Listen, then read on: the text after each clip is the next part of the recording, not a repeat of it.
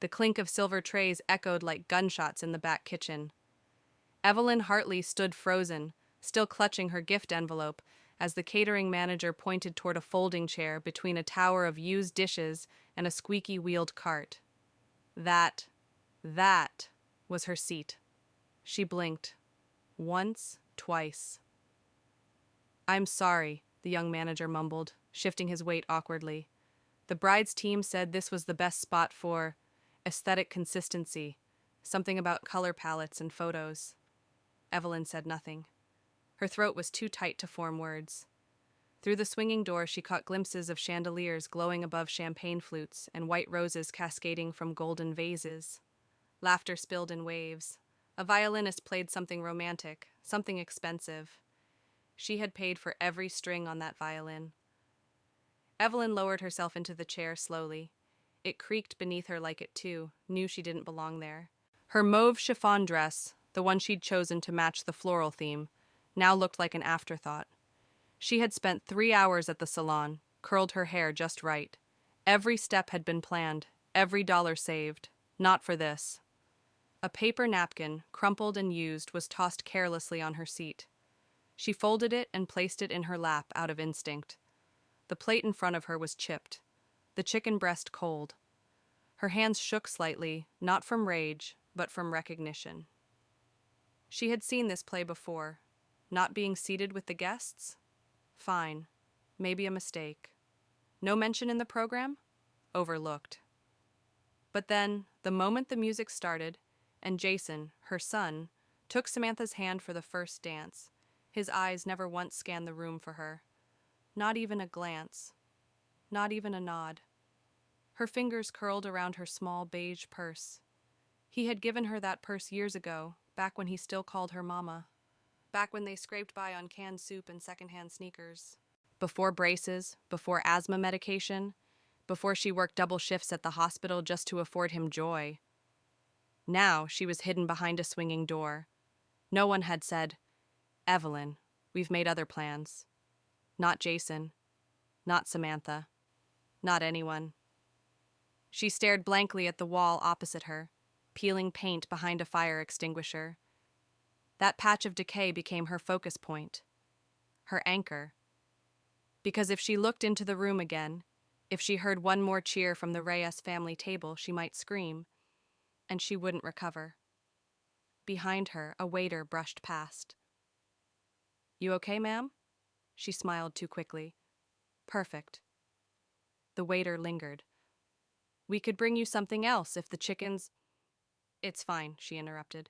"It's not about the food." He looked like he wanted to say something else, but walked away. Evelyn pushed her plate an inch forward. Her appetite was gone.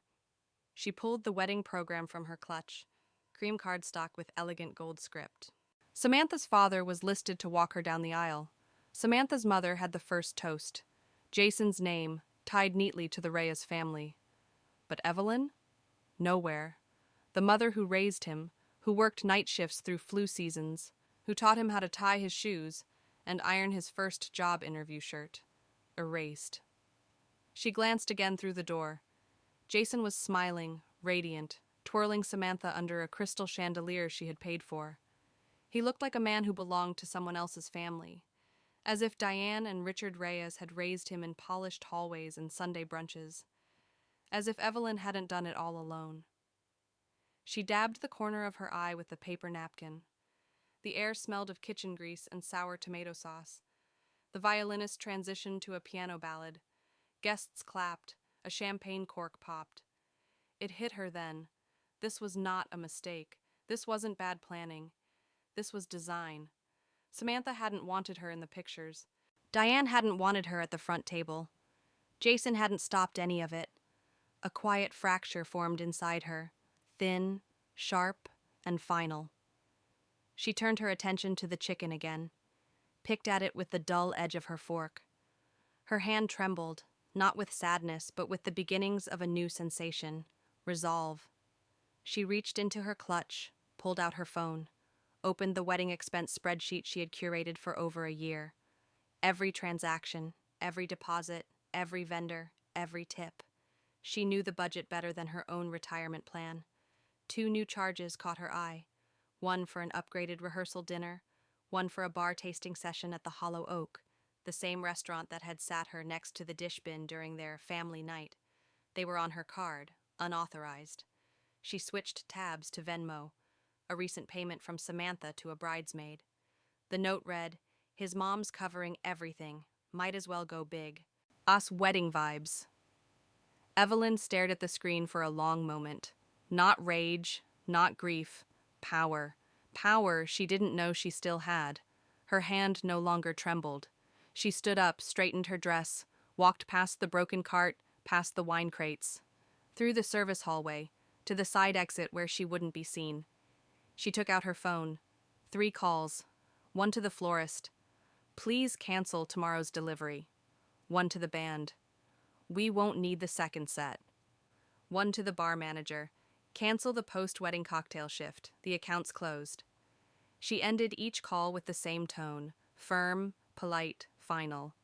No one knew, not yet, but they would. As she re-entered her hotel room that night, she didn't cry. She sat by the window and watched the sky go dark behind the blinking city skyline. Her dress still pristine, her shoes still polished, her spine straighter than it had felt in years. Let them toast, let them laugh, let them wonder where the brunch flowers went. Let them panic when the music cuts off halfway through the second night. Evelyn wouldn't explain, but they would feel it.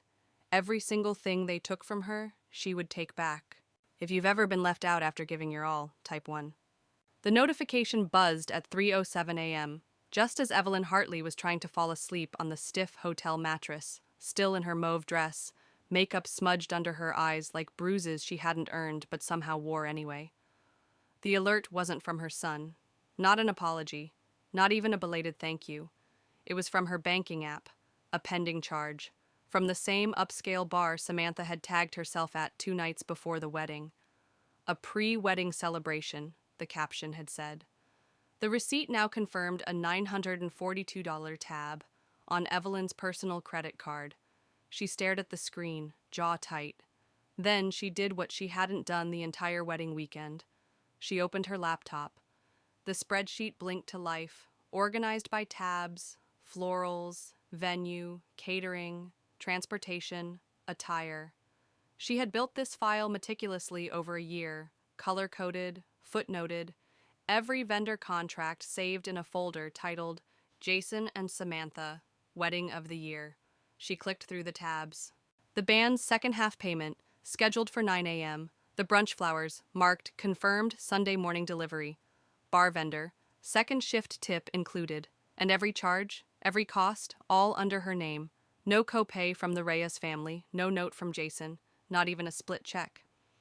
The cherry on top was a casual Venmo message from Samantha to her maid of honor. "His mom's got the tab, might as well add champagne, like wedding vibes." Evelyn's stomach turned, not just at the entitlement, but at the certainty that she wouldn't say anything, and she almost didn't. Until she remembered something else. 2 years ago, Jason had called her in a panic from work.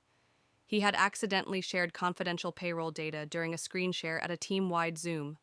HR had flagged it, and he was terrified.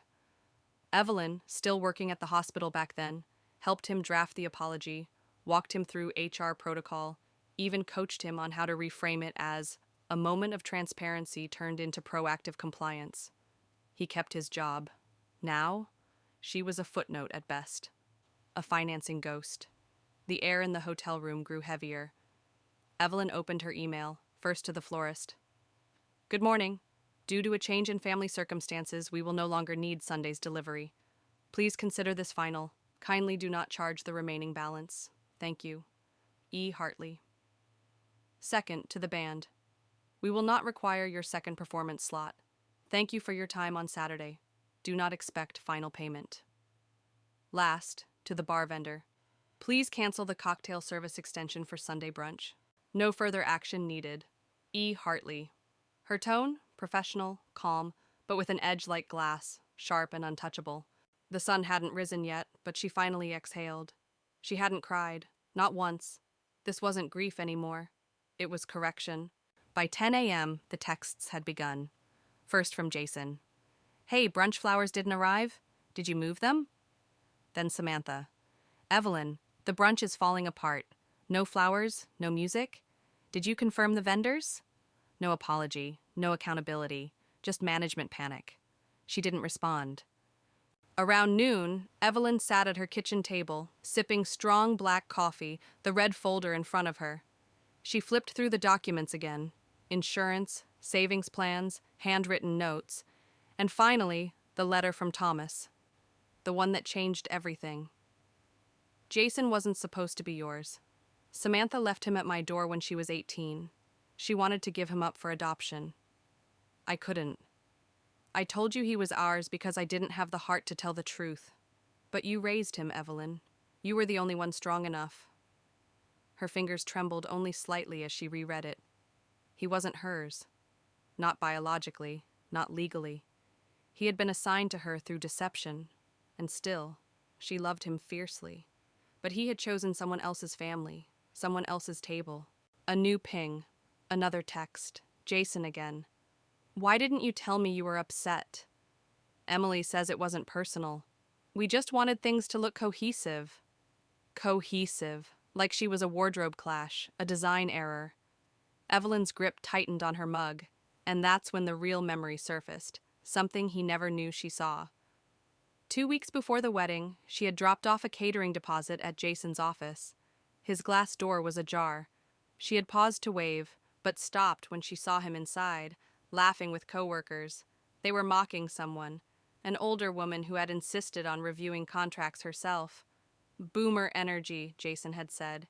She kept asking about data transparency like it was 2003. They laughed. So did he. Evelyn hadn't walked in. She hadn't told him she heard it, but she never forgot. By evening, the cancellation emails were acknowledged. The florist sent a curt message. We understand. Per policy, the deposit is non-refundable. The band responded, your message was clear, consider the matter closed. The bar team? Second shift canceled, no remaining charges. Evelyn marked each task as complete. She opened Facebook, uploaded a single image, the check she wrote for the wedding deposit, blurred account number, signature visible, no caption. Within an hour, old friends, neighbors, even former nurses from the ER started commenting. Wait, you paid for the whole wedding? I saw the photos. You weren't even tagged. Heartbreaking and powerful. She didn't reply to any. She didn't have to. At 11:42 p.m., her phone rang again. Jason. She declined the call. She poured herself a glass of wine, opened the window, let the cool air in. The house smelled of lavender detergent and lemon furniture polish. She took a sip, then whispered to the silence, let them feel the holes where I used to be. If you've ever had your name erased from something you built, type 2. The knock came at 12:03 p.m. It wasn't angry. It wasn't hesitant. It was measured. The kind of knock that says, I'm not leaving until you answer. Evelyn Hartley looked up from her cup of cooling coffee.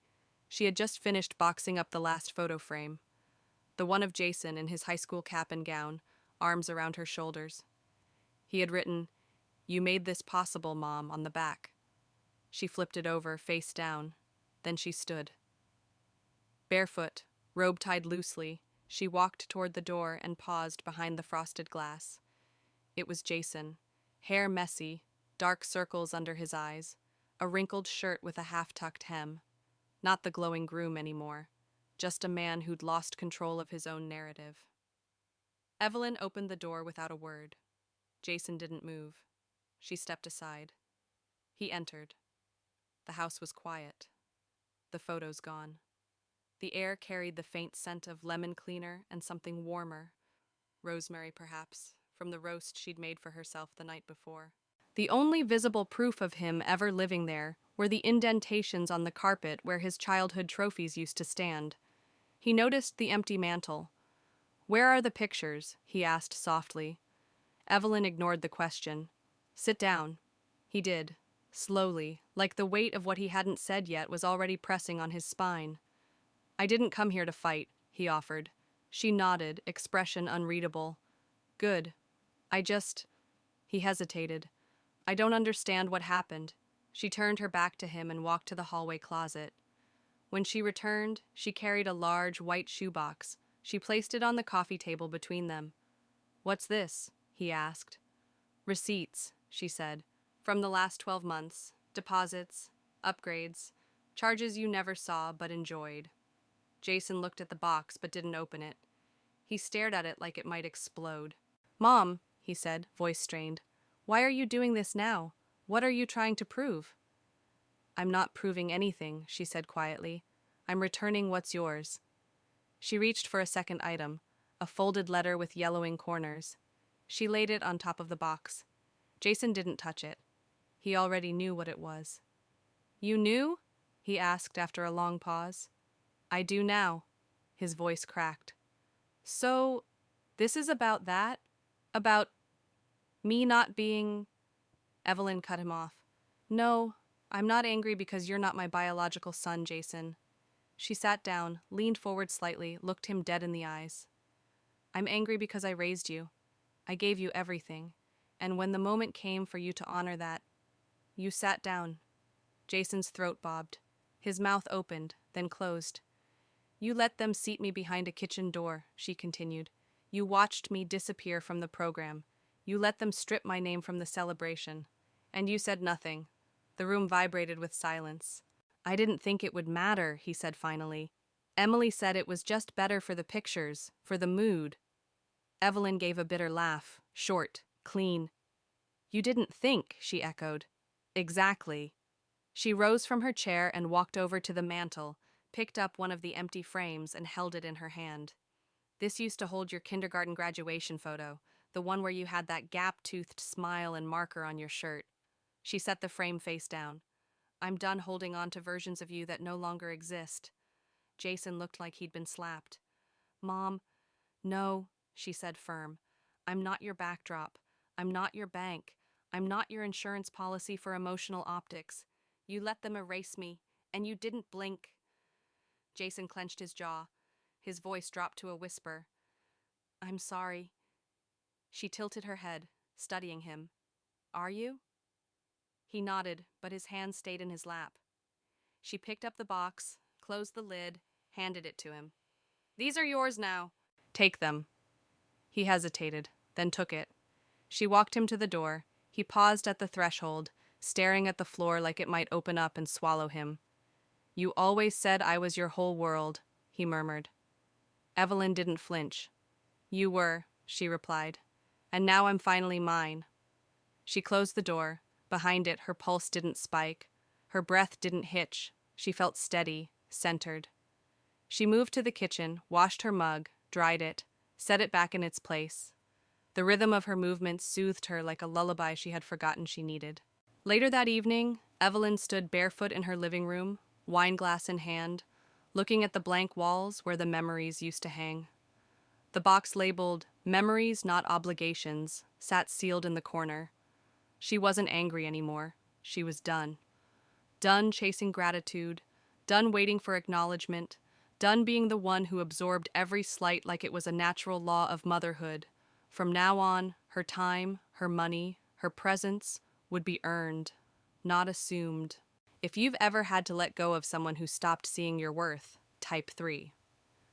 The email came at 9:01 a.m. Subject line: Performance concerns, Q2 budget variance. Evelyn nearly deleted it, thinking it was spam, but it wasn't addressed to her. It was forwarded accidentally from Samantha's company, and Evelyn had still been on the old shared Google Drive from when she helped Jason with some light accounting 3 months ago. One click. That's all it took. Samantha's name was in the thread. So was her boss's. The file showed a discrepancy of nearly $18,000 billed under client event upgrades. Matching line items, same venue, same bar menu, same band, from the wedding Evelyn had paid for. The kicker? In Samantha's attached memo to her department, she claimed the expenses were professionally sponsored. No mention of Evelyn, no permission to list them. And just like that, Evelyn realized, Samantha hadn't just used her money. She had leveraged it professionally, claimed it, monetized it. It wasn't just personal betrayal now. It was theft, with a LinkedIn glow. Evelyn sat back in her chair, exhaled through her nose. Her coffee had gone cold. She didn't forward the email. not yet. 3 days later, Evelyn opened her front door to Claire, the first guest of many. Claire held a bottle of red and a smile that crinkled the corners of her eyes. "You look like someone who finally slept," she said. "I did," Evelyn replied, brushing a silver strand of hair behind her ear, like a stone at the bottom of a pond. Inside, the house had changed. No photos of Jason, no cluttered reminders. The hallway had been cleared, the frames boxed, the mantel now decorated with string lights, and a single ceramic vase filled with rosemary and lemon balm. Evelyn had set the table herself, a sunflower-patterned cloth, mismatched plates, vintage cloth napkins folded into triangles. A meal for 7. No folding chairs, no paper napkins tossed carelessly. Real names, real seats. By 6:30 p.m., the house was full. Mr. Henderson from next door brought his infamous garlic knots. Dina from the bookstore brought a bundt cake. Nurse Janet, always last minute, arrived with only herself and a handwritten card. There were stories, laughter, forks clinking. Someone started a game of worst first date, and Evelyn laughed so hard her ribs hurt. In the middle of passing roasted vegetables, Claire raised her glass. "To Evelyn," she said, eyes glistening, "for teaching us that sometimes the family we build is stronger than the one we're born into." Everyone raised their glasses. Evelyn stood slowly. Her hands didn't tremble. "I spent a lot of years thinking love had to be proven through sacrifice," she began. "Through being the quiet one, the dependable one, the one who never asked for a seat but still brought the chairs." The table fell silent. "But I've learned that love isn't real if it requires you to disappear. And tonight—" She looked around, heart full, voice steady. "I am very much present." Clinking glasses, nods. Dina reached over and squeezed her hand. That night, after the guests left and the wine glasses were drying on the rack, Evelyn sat by the window and opened her tablet. She opened the draft of an email. To hrbrandvisecreative.com. Subject, anonymous ethics concern. Fraudulent expense reporting attached were screenshots. Invoices, Venmo receipts. The memo Samantha wrote claiming corporate sponsorship. Evelyn didn't include a name. She didn't have to. Just facts, just truth, just power. She didn't click send. Not yet. The next morning, Jason texted for the first time in 5 days. "Hey, heard about the dinner. Saw Claire's post. Looked nice. Emily and I are dealing with some work drama. She says someone's trying to sabotage her. No apology, just deflection, just management." Evelyn didn't reply. By noon, a bouquet of white roses arrived at her door. No card, no signature, just a sticker on the wrapping from a florist in Samantha's city. Evelyn took one look and dropped them directly into the trash. Later that afternoon, she walked into her garden. The sun was warm, the air smelled like basil and freshly watered earth. She reached down and pulled a few weeds, smiled. Then she stood up, dusted her hands, and went inside. She opened her email. The draft still glowed quietly. She didn't hesitate. Click. Send. Let them figure out what happens when you erase the wrong woman. Let them panic. Let them scramble. Let them spin it as a misunderstanding, an oversight, an unfortunate mix-up. Evelyn had been silent for too long.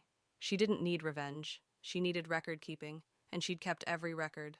That evening, as she sat on her porch watching the sky turn gold, her phone buzzed again.